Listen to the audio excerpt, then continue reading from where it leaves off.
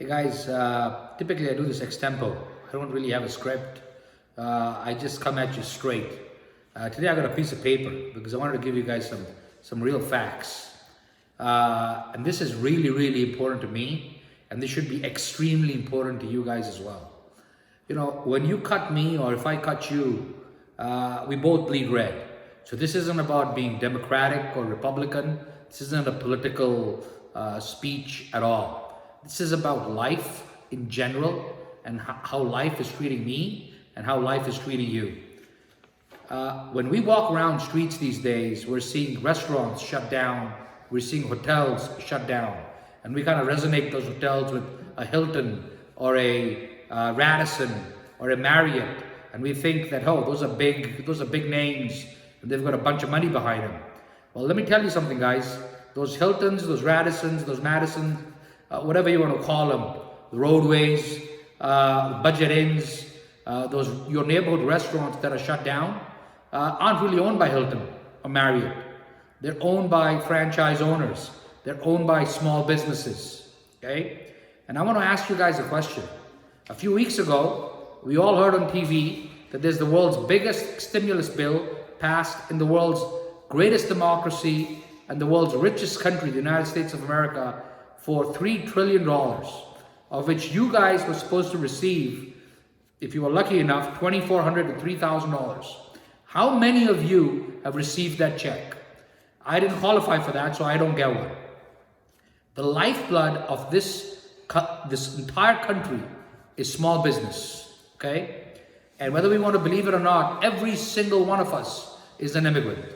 Whether we immigrated from our grandparents or our parents or their great-grandparents, it's a country of immigrants built exclusively on the backs of small business. And last week, we had the stimulus bill that was passed, of which $350 billion was supposed to go to small businesses. And I am a small business. I don't own a hotel. I don't own a restaurant, okay? Malls are closed, yet large mall owners are asking for their mall operators to still continue paying rent. And when we push back, those restaurants, those retail users, those retail landlords are saying, get your money from the government, we're not going to waive rent. So each and every one of us is being impacted by this on a day in, day out basis. I'm going to give you some numbers from this piece of paper, and I want you to Google this stuff on your own and make sure that I'm not giving you erroneous information. Back in 2008, guys, we gave the banks $700 billion. Let me repeat that number. $700 billion to banks. Banks like Chase, banks like B of A, banks like Wells Fargo, to bail them out. You know how we bail them out? With our taxpayer dollars. Do you know how long they waited in line? Not as long as we're waiting, guys. They got their money pretty goddamn quick. All right? Do you know two of the largest banks right now, what the respective CEO earns as an average? It's about $30 million. And their employees on their ground are being deployed to do the best they can with the small business financing. However, the banks don't want to give the money to us, the small businesses. Why? Because the deal isn't favorable to them. They haven't gone through the red tape. When we bailed them out for $700 billion, what accountability did we ask for? Did we ask for a balance sheet? Did we ask for any sort of payback guarantees?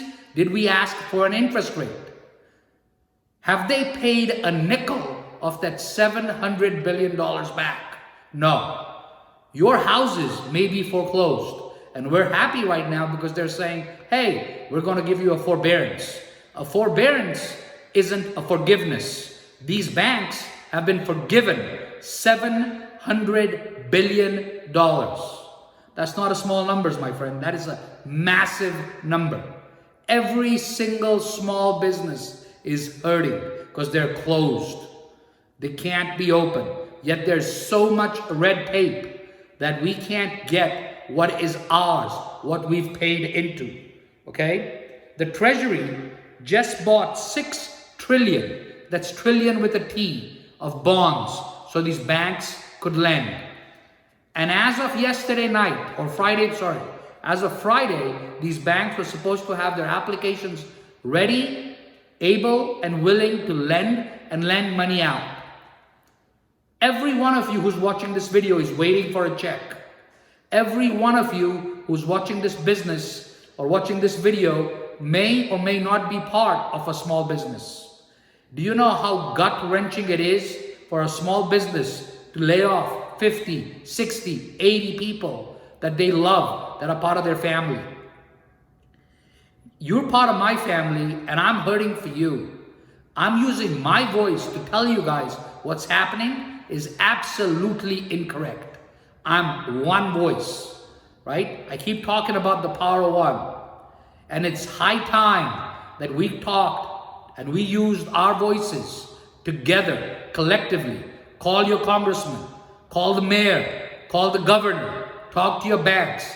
That money needs to be given out, quickly. We gave them $700 billion that has never been paid back. We're gonna pay every nickel back because that's what we do. That's what we're supposed to do. That's the right thing to do. If we don't advocate right now, what they're gonna do is suffocate us. We don't advocate, they're going to suffocate.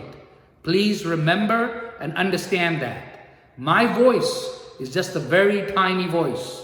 It might not resonate, it might not shake any foundation, but together, if we all create one voice, one direction, the power of one, it's a roar. Let's roar, guys. It's our money. Let's go get it. No one, no red tape should be stopping us. And if there is, we want our $700 billion back with interest. Over and out.